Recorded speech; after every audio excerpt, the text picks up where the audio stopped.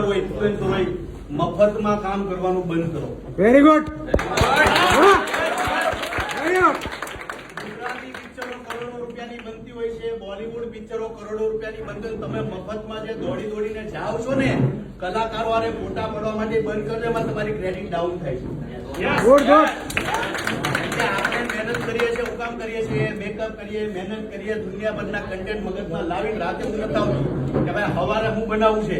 મહેનત કરીને તમે કન્ટેન્ટ બનાવો, પછી એ કન્ટેન્ટ તમારું મફતમાં જાય ને, એમાં કલાકારની વેલ્યુ ડાઉન થાય. મારા જીવનમાં મેં ક્યારેય કોઈ પણ કલાકાર પાસે મફતમાં કામ નથી લીધું. કલાકારની કલાનું તમારે સન્માન કરવું હોય તો એને કઈ વળતર આપવું જોઈએ.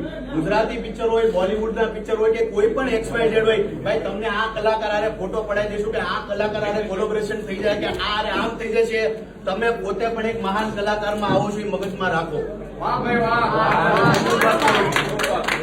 અમુક જે લફંગાઓ મફતમાં દોડી દોડીને વરુણ ધવન અને ટાઈગર શ્રોફ હારે ભાગે છે ને, બંધ કરો.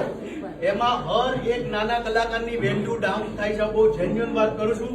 અને આજે સરસ મજાના પ્લેટફોર્મ આવ્યું છે એટલે તમે બધા ઇન્ફ્લુએન્સરો, કોઈને ક્યારે મેં સલાહ નથી આપી, પણ દુઃખ અંદરથી એ થાય ને, અંદરથી બળતરા એટલા માટે થાય કે તમે જે મફતમાં જાઓ છો ને એમાં તમારું તો નામ ડાઉન થાય, હારે અમારું ડાઉન થાય.